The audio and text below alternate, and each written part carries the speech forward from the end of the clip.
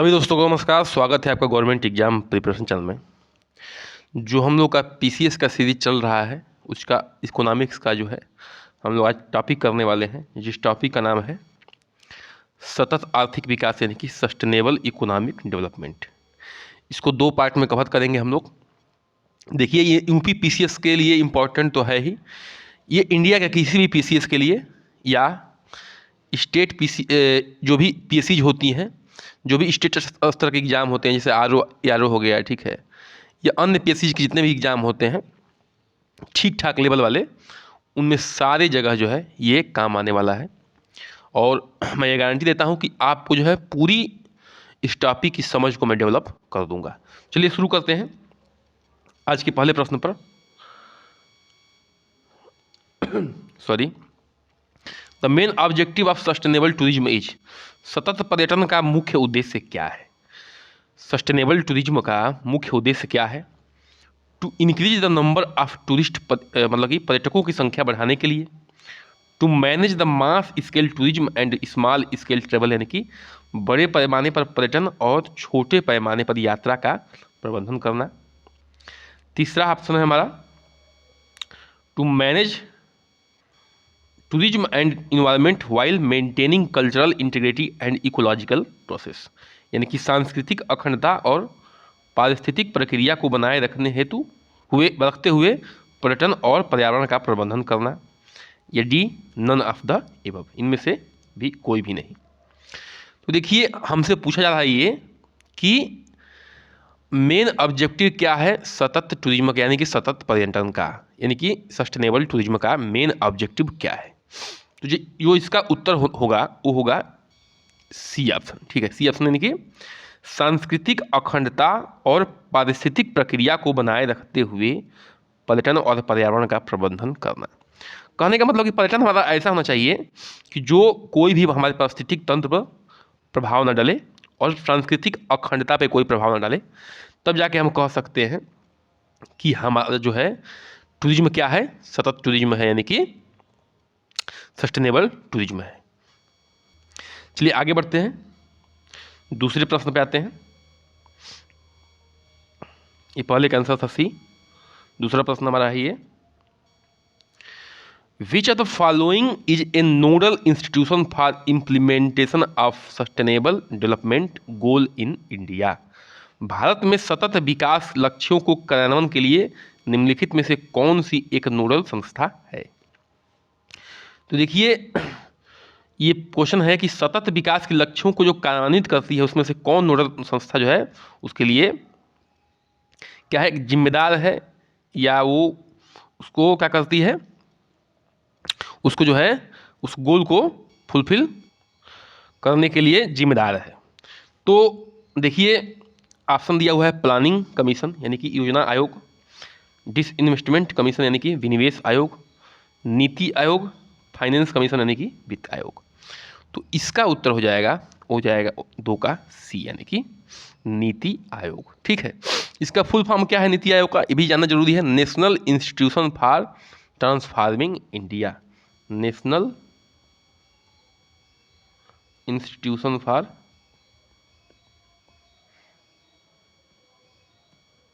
For transforming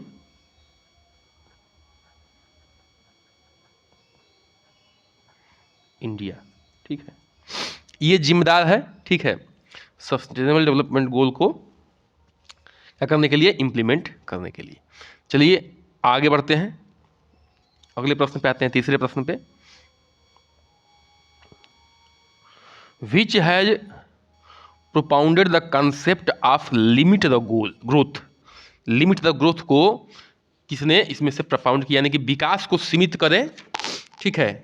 इसमें से इन जो भी ये नीचे दी हुई हैं संस्थाएं, उसमें से कौन जो है, या जो भी ऑर्गेनाइजेशन कहिए, ग्रुप कहिए, कौन इस चीज़ को आगे बढ़ाया? तो देखिए, ये क्लब ऑफ रोम है, यूनेस्को है, ब्रांडटलैंड है कमीशन है, या एजेंडा 21 है।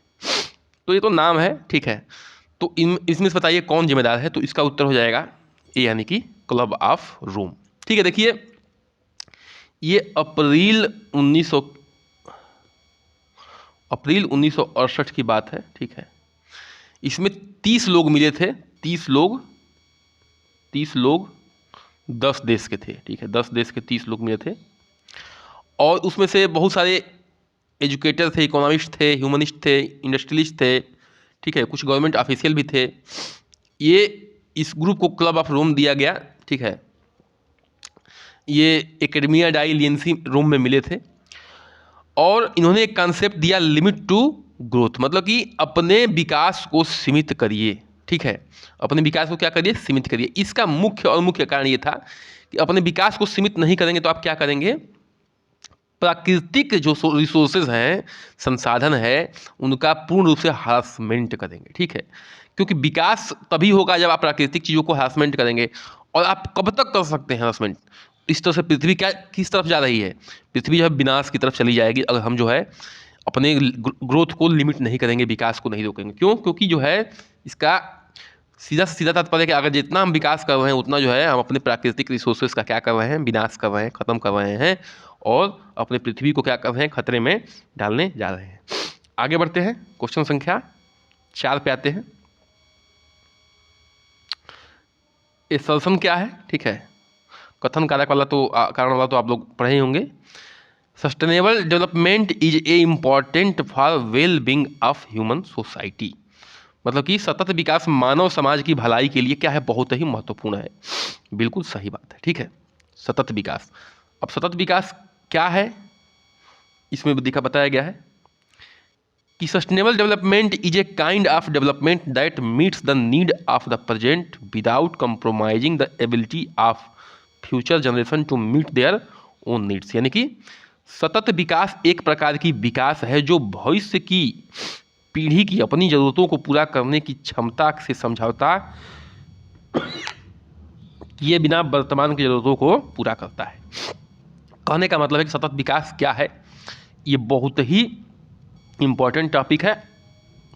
हमें नहीं लगता है कि कोई भी एग्ज़ाम जो भी नॉन टेक वाला है इस टॉपिक से बचा होगा, सस्टेनेबल डेवलपमेंट से, ठीक है। इसका मुख्य क्या है, मतलब मुख्य एम क्या है कि आप विकास तो करिए लेकिन इस तरह से विकास करिए कि आने वाली जो पीढ़ी है उसको भी ये सुविधाएं मिले। ये नहीं कि सब खत्म कर दिए आप अपने चक्कर में और आने वाली पीढ़ी क्या हो गई, रो रही है। जैसे हमारे लिए कोयला का हरासमेंट कर रहे हैं, पेट्रोलियम का हरासमेंट कर रहे हैं, खूब यूज कर रहे हैं, आने वाली पीढ़ी हो सकता है कोयला और पेट्रोलियम देखे ही ना। तो हमें इस तरह से प्रयोग करना है कि हम तो विकास करें ही करें, हमारी आने वाली पीढ़ी भी उसका लाभ उठा सके, क्योंकि कोयला और पेट्रोलियम इतना आसानी से नहीं बनता है, ठीक है, बहुत समय लगता है उसमें। तो सस्टेनेबल डेवलपमेंट गोल का यही परिभाषा है। तो इसका जो है आप उत्तर देख लीजिए कि क्या है, ए और आर दोनों सही है और आर एक का सही व्याख्या कर रहा है। ए और आर दोनों सही है लेकिन आर ए का सही व्याख्या नहीं कर रहा है। ए सत्य है परंतु आर असत्य है, ए असत्य है परंतु आर सत्य है। तो जो इसका उत्तर हो जाएगा वो हो जाएगा ए ऑप्शन, यानी कि ए और आर दोनों सही है, आर ए का सही व्याख्या करता है। मतलब कि सस्टेनेबल डेवलपमेंट जो होता है वो मानव भलाई के लिए है। और जो सस्टेनेबल डेवलपमेंट क्या होता है कि हम पीढ़ियों को, अगले पीढ़ी को ख्याल रखते हुए अपना भी विकास करते हैं। और इसका रीजन भी यही दे रहा है, क्यों? क्योंकि हम लोग भलाई चाह रहे हैं कि आने वाली पीढ़ी का भी और अपना भी। तो सस्टेनेबल डेवलपमेंट का यही परिभाषा है। आगे बढ़ते हैं, क्वेश्चन संख्या 5 पे आते हैं, ठीक है। अब देखिए, the base of sustainable development is, sustainable development सतत विकास का आधार क्या है? तो ऑप्शंस देख के आपको जानना है। एमपीपीसीएस का क्वेश्चन है ये, ठीक है, पिछला क्वेश्चन यूपीपीसीएस का ही था। सोशल अप्रोच यानी कि सामाजिक दृष्टिकोण है, इकोनॉमिक अप्रोच यानी कि आर्थिक दृष्टिकोण है, इन्वायरमेंटल अप्रोच यानी कि पर्यावरणीय दृष्टिकोण है, या नॉन ऑफ द एबव है। तो सीधी सी बात है कि सोशल अप्रोच और इकोनॉमिक अप्रोच जो है सस्टेनेबल डेवलपमेंट के अंदर नहीं आता है। सीधा सीधा हमारा मकसद होता है कि हम अपने पर्यावरण को क्या करें, बचा के चलें, ठीक है, अपने पर्यावरण को बचा के चलें और ऐसे बचाएं कि हमारी आने वाली पीढ़ी भी उसका प्रयोग कर सके, अच्छे से यूज कर सके, चाहे वो किसी भी क्षेत्र में हो, ठीक है, किसी भी संसाधन की बात हो या इन्वायरमेंट की बात हो या खुली हवा में सांस लेने की बात हो, हर तरीके से हर चीज़ की बात है कि हम लोग ऐसे अपने इस पृथ्वी का प्रयोग करें, संसाधनों का, कि हमारे आने वाली पीढ़ी भी क्या कर सके, उस चीज़ का प्रयोग कर सके। इसका उत्तर हो जाएगा सी, यानी कि इन्वायरमेंटल बेस है इसका, ठीक है। चलिए आगे बढ़ते हैं, अगले प्रश्न पे आते हैं। क्वेश्चन संख्या 6 पे आते हैं। The task force of blue economy for the sustainable development is A collaboration between India and which country, यानी कि सतत विकास के लिए नीली अर्थव्यवस्था की टास्क फोर्स भारत और किस देश के बीच एक सहयोग है। ठीक है, मतलब किस देश के बीच सहयोग है नीली अर्थव्यवस्था की टास्क फोर्स? तो स्विट्जरलैंड के साथ है, नॉर्वे के साथ है, स्वीडन के साथ है या फ्रांस के साथ है? तो इसका उत्तर हो जाएगा बी, यानी कि नॉर्वे के साथ है। ठीक है, इसमें जो है प्राइम मिनिस्टर और नॉर्वे के प्राइम मिनिस्टर जो है विजिट किए थे मतलब कि नॉर्वे के प्राइम मिनिस्टर इंडिया में विजिट किए थे 2019 में। और इसका जो है मुख्य मकसद ये है कि दोनों लोग जो है ज्वाइंट इनिशिएटिव लेंगे। ठीक है, ज्वाइंट इनिशिएटिव लेंगे इन्वायरमेंट के प्रति, इसका मुख्य मकसद यही था। आगे बढ़ते हैं, क्वेश्चन संख्या 7 पे आते हैं। The contest of any country which one of the following would be considered as its social capital. ठीक है, मतलब किसी भी देश के संदर्भ में निम्नलिखित में से किसे उसकी सामाजिक पूंजी का हिस्सा माना जाएगा। ध्यान रखिए IAS 2019 का क्वेश्चन है। ठीक है, IAS 2019 का क्वेश्चन है। ऐसे प्रश्न पीसीएस में भी आ सकते हैं 2019।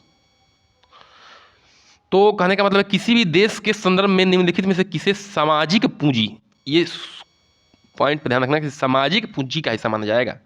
सामाजिक पूंजी की बात हो रही है, तो सामाजिक पूंजी क्या है पहले तो जान लीजिए। ठीक है, सामाजिक पूंजी क्या होती है? सामाजिक पूंजी ऐसी पूंजी होती है जिसमें, चलिए पहले ऑप्शन देख लेते हैं उसके बाद बताते हैं। ठीक है, नहीं तो जो पीछे का वो है क्या बोलते हैं, जो भी सस्पेंस होगा वो खराब हो जाएगा। The proportion of literates in the population, यानी कि जनसंख्या में साक्षरों का अनुपात है। Stocks of its building other infrastructure and machine, यानी कि इसके निर्माण और अन्य बुनियादी ढांचे, मशीन और स्टॉक है। ठीक है, या the size of population in the working age group, यानी कामकाजी आबादी का आकार समूह है। या the level of mutual trust and harmony in the society, यानी कि समाज में आपसी विश्वास और सद्भाव का स्तर। तो देखिए इसका उत्तर हो जाएगा डी। ठीक है, जो सोशल कैपिटल है यानी कि सामाजिक पूंजी है वो क्या है? समाज में आपसी विश्वास है और सद्भाव है, भाईचारा है, यानी कि mutual trust and harmony in the society. यही समाज की क्या है? पूंजी है। क्या है? पूंजी है। ठीक है,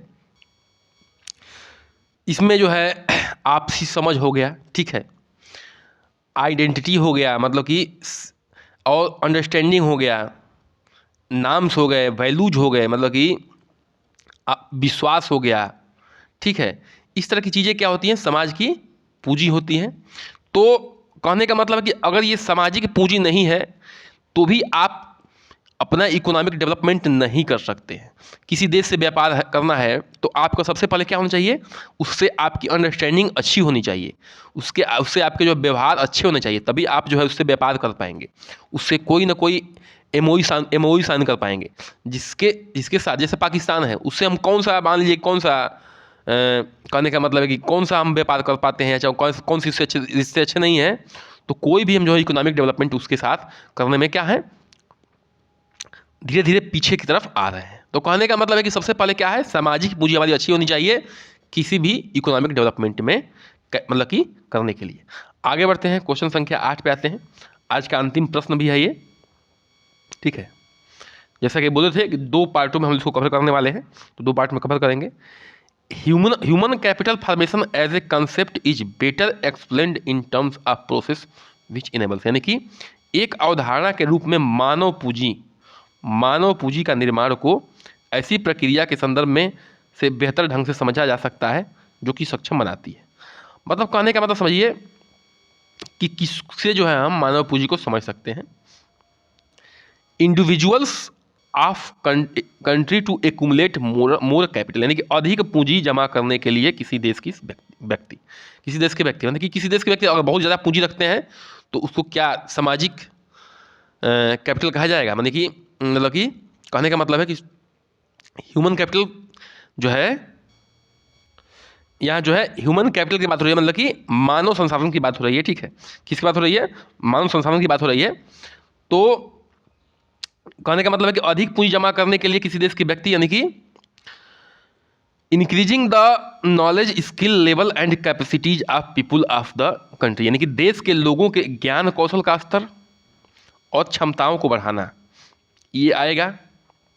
या एक्यूमुलेशन ऑफ टेंजिबल वेल्थ, यानी कि मूर्त धन का संचय करना। मूर्त मतलब होता है जो आपको दिखता है, घर हो गया, जमीन हो गया, पैसा हो गया, ये सब चीज़ें। या एक्यूमुलेशन ऑफ इंटेंजिबल वेल्थ, यानी कि अमूर्त धन का संचय। तो यहाँ पे ह्यूमन कैपिटल फॉर्मेशन की बात हो रही है, यानी कि मानव संसाधन, मानव पूंजी को बनाने की बात हो रही है। अमूर्त धन का मतलब कि जिसको हम लोग क्या नहीं कर सकते, छू नहीं सकते हैं, जैसे किसी देश का कल्चर हो गया, आर्ट हो गया, ह्यूमन रिसोर्स बेस हो गया, ठीक है। ये सब क्या है? वहाँ की अमूर्त जो है धन है। तो देखिए ह्यूमन कैपिटल क्या होता है, पहले समझिए। ह्यूमन कैपिटल ये होता है कि इसका पहले तो उत्तर हो जाएगा दूसरा, ठीक है। देखिए देश के लोगों के ज्ञान कौशल का स्तर और क्षमताओं को बढ़ाना, मतलब कि उस देश के लोग अगर उनके स्किल अच्छे हैं, एजुकेशन अच्छे हैं, एक्सपीरियंस अच्छे हैं, इनका अनुभव अच्छा है, तो क्या कहेंगे कि वहाँ का ह्यूमन कैपिटल जो है बहुत ही अच्छा है। जैसे देखिए जापान हमसे बहुत ही छोटा देश है, लेकिन वहाँ का ह्यूमन कैपिटल गजब का है, मतलब कि मानव संसाधन गजब का है। क्यों? आपसे ही लोहा खरीदते हैं और कार बना के आप ही को बेच देते हैं, समझिए बात। क्यों? क्योंकि वहाँ का जो माइंड सेट है, लोगों का स्किल है, वो बहुत ही तगड़ा है, गजब का है, ठीक है।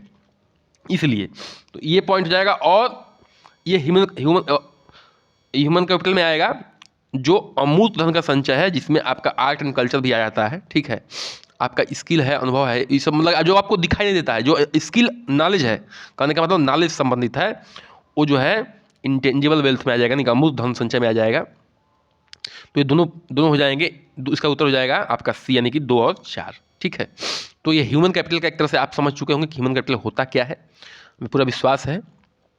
यानी कि उसकी सर्विस से मतलब है, स्किल से मतलब है, एजुकेशन से मतलब है, ठीक है, अनुभव से मतलब है, वहाँ के आर्ट और कल्चर से मतलब है। जो आपको दिखाई नहीं देता, जो ज्ञान से संबंधित चीज़ें हैं, वो जो है मानव संसाधन में आता है, जो एक देश को क्या बनाता है, महान बनाता है। सबसे बड़ा संसाधन है वो कोल, पेट्रोलियम, सोना चांदी नहीं है, मानव संसाधन है। अगर वहाँ का मानव संसाधन बहुत तगड़ा है, ठीक है, तो वो जो है देश बहुत ही आगे है। इसी के साथ आज का सेशन समाप्त करते हैं। बने रहिए हमारे साथ। नमस्कार, जय हिंद।